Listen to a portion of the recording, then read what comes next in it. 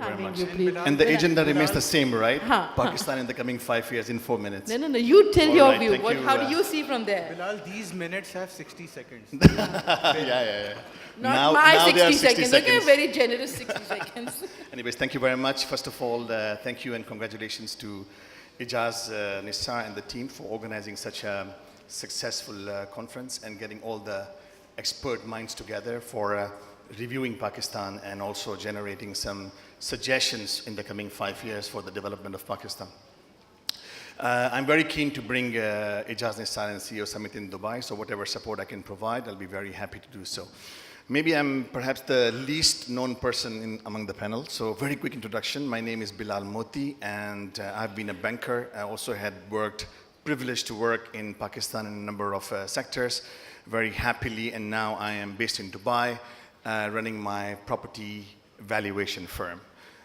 Property being real estate assets and machinery and equipment valuations, and we work as per the international standards for a lot of banks, family groups, and corporate clients. Okay, a lot has been said about Pakistan's economy and the other structures of the country by the experts, so I think my voice will be very weak on that. But let me just give you my penny-wise analysis and conclusion about this. People say United States is a land of opportunity, and such a term is associated with many different countries in the world. I believe that Pakistan is a land of opportunity.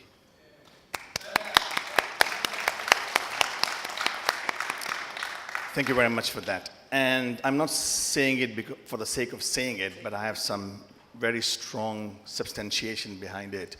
Pakistan is a land of serious opportunities. Unfortunately, it has not been played very, very well.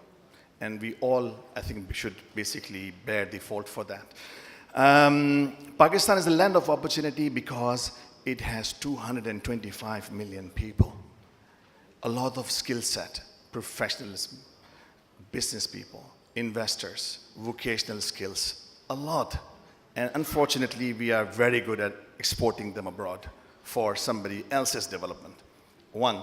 2, Pakistan is in a very strategic location, right in the center of Central Asia, Southeast Asia, East Asia, Africa, and the Middle East.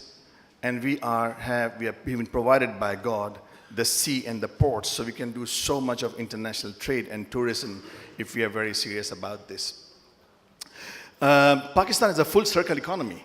Pakistan has agriculture, service, trading, manufacturing, and name it, everything is there. So what is it that over the last 70 years we have not been able to achieve and realize our potential to the level we should? My big question is, do we really know our challenges and the balance sheet of the country? Do we really realize it? Are we serious in making the surgical analysis of that and see where are we lagging behind and what shall we do? And are we coming up with policy and reforms about doing this enough, sufficiently enough? And most importantly, how good are we at executing it? Your guess is as good as mine.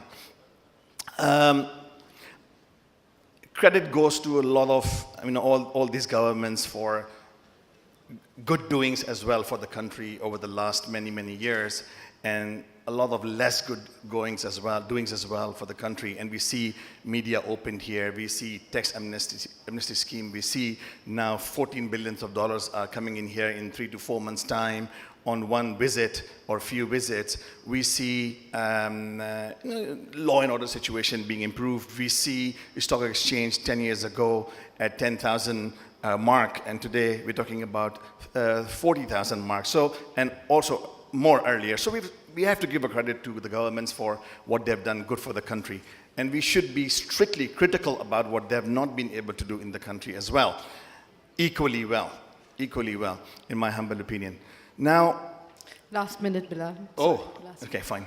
Okay, so half a minute on the economy now. Money is very smart today. The local money is very smart. The international money is even smarter. They have 6 senses. They understand and they want to evaluate before coming in. They want to evaluate your legal system. They want to evaluate your social system. they want to evaluate your economy, and they want to evaluate your international relations before the money is coming in. So my message is, guys, let's be serious about this. Make the right reforms, make the right policies, and please execute them in the best spirit possible. Thank you. Thank you. My last 1 minute, if I'm allowed. One of the areas which we have not touched since morning is the real estate sector, surprisingly. Pakistan's real estate sector, in my humble opinion, having lived in 8 countries, is very, very weak. It needs strong fundamentals, it needs strong regulations, and it needs strong encouragement. Real estate sector is by far the largest asset class in any country in the world. And it's the most ignored here, unfortunately. Okay, it's by far the last asset class in terms of property investment volume, in terms of need, in terms of property types, in terms of tourism, travel, all the goods and services that go around it. Very, very important. I would like to leave a message with you that I think we should really be serious about developing a real estate sector in Pakistan. Let's have land departments on the Karachi level, Lahore level, Islamabad level. Let's not move our properties in the court. Let the professional do the job, and the court should stand by them. Okay? Let's reinforce our documents in a way that I, as an outsider, feel very strong about my investment in the property in Pakistan. Let's talk about property development. In this city, Karachi, last 30 seconds. 30. In this city, if you ask me how many hotels do we have, I would say it used to be 4 10 years ago, and now maybe it's 8. 20 million people. I live in Dubai, and I'm not trying to compare the two, but maybe it's only for the construction's sake. In my street that I live, there are 4 5-star hotels. And by the way, Dubai has about 250 5-star and 4-star hotels. Think about the malls, think about the resorts. Pakistan has hundreds of kilometers of seashore, no resort development, nothing.